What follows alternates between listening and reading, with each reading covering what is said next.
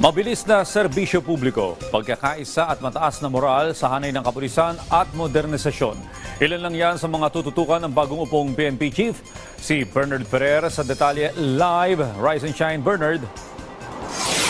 Audrey, patutupad ng Philippine National Police ang 3-minute response time sa major urban areas sa buong bansa.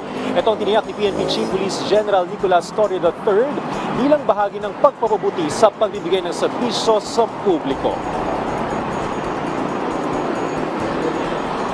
Nangako si PNP Chief General Nicolas Torre III na itutuon ang kanyang pamumuno sa tatlong pangunahing haligi o pillars: mabilis at tumutugon ng serbisyo sa publiko, pagkakaisa at mataas na moral sa hanay ng kapulisan at modernisasyon.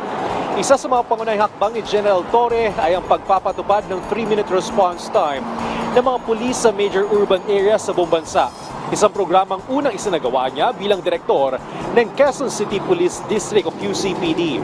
Ayon kay General Torre, mahalagang mapanatili ang pagkakaisa sa hanay ng kapulisan upang epektibong maprotektahan ang sambayanan at maipagtanggol ang bansa laban sa krimen at banta sa seguridad.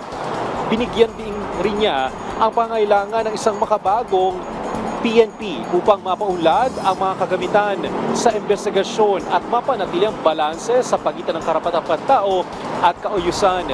Bilang bahagi ng reforma, sinabi ni General Torre na ang dami ng mga naaresto ang magiging pangunahing batayan sa promosyon at pagtatalaga ng mga opisyal ng PNP. Gayunpaman, binigyan din niya na dapat iyaking buhay ang inaarestong sospek at naipapairal pa rin ang karapatang-pantao sa lahat ng operasyon. Nagbigay rin siya ng katiyakan na magkakaloob ng legal na tulong ang PNP sa mga pulis na haharap sa kaso habang ginagampanan ang kanilang tungkulin.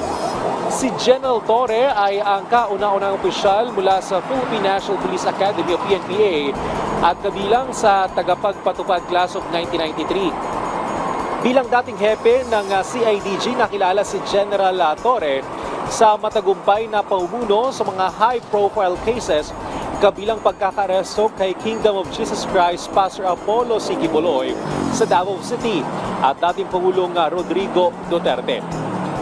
Maglilingkod si General Torre bilang hepe ng PNP sa loob ng isang taon at 7 na buwan bago ang kanyang pagre-retiro sa March 2027 sa edad na 56. Audrey, para sa mga kababayan natin na lalabas pa lamang ng kanilang tahanan, mabilis pa ang daloy ng trapiko sa magkabilang lane ng EDSA Cabanin. Paalala pa rin sa ating mga motorista ngayong Miyerkules, bawal ang mga plak nagtatapos sa numerong 5 at 6 mula alas 7 ng umaga hanggang alas 10 ng umaga at alas 5 ng hapon hanggang alas 8 ng gabi. Mag-ingat sa pagmamaneho para sa ating mga kababayan. Balik sa iyo, Audrey. Maraming salamat, Bernard Ferrer.